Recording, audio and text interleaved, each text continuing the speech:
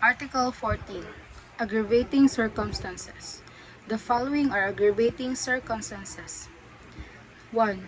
That advantage be taken by the offender of his public position. 2. That a crime be committed in contempt or with insult to the public authorities. 3. That the act be committed with insult or in disregard of the respect due the offended party on account of his rank, age, or sex, or that this be committed in the dwelling of the offended party if the latter has not given provocation. 4. That the act be committed with abuse or confidence or obvious ungratefulness. 5. That the crime be committed in the palace of the chief executive or in his presence, or where public authorities are engaged in the discharge of their duties, or in a place dedicated to religious worship. 6. That the crime be committed in the nighttime or in an uninhabited place or by a band, whenever such circumstances may facilitate the commission of the offense. Whenever more than 3 armed malefactors shall have acted together in the commission of an offense, it shall be deemed to have been committed by a band.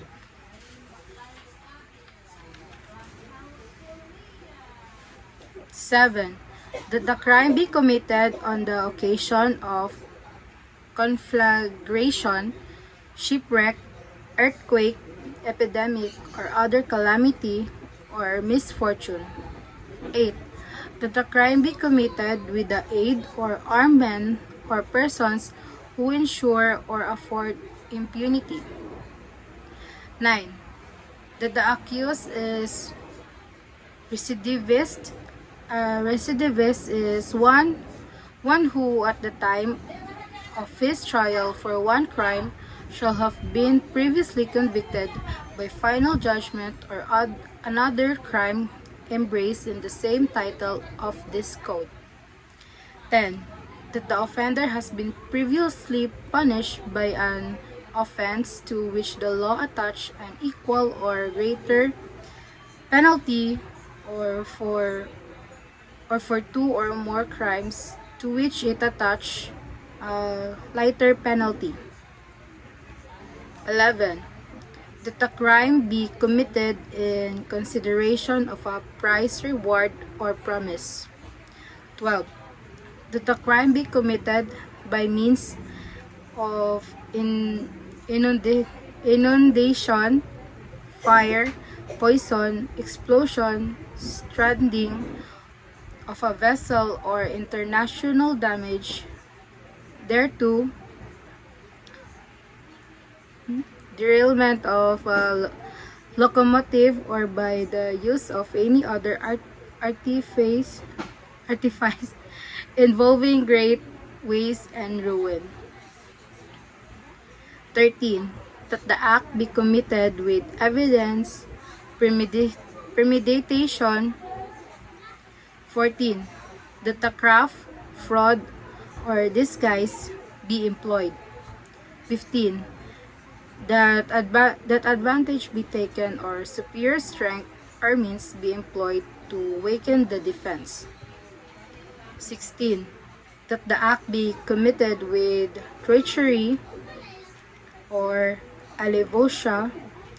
There is treachery when the offender commits any of the crimes against the person, employing means, methods, or forms in the execution, therefore, which tend directly and specifically to ensure its execution, without risk to himself arising from the defense which the offended party might make. 17. That means be employed or circumstance brought about which add economy to the natural effects of the act. 18. That the crime be committed after an unlawful entry. There is an unlawful entry where an entrance of a crime, a wall, roof, floor, door, or window be broken. 20.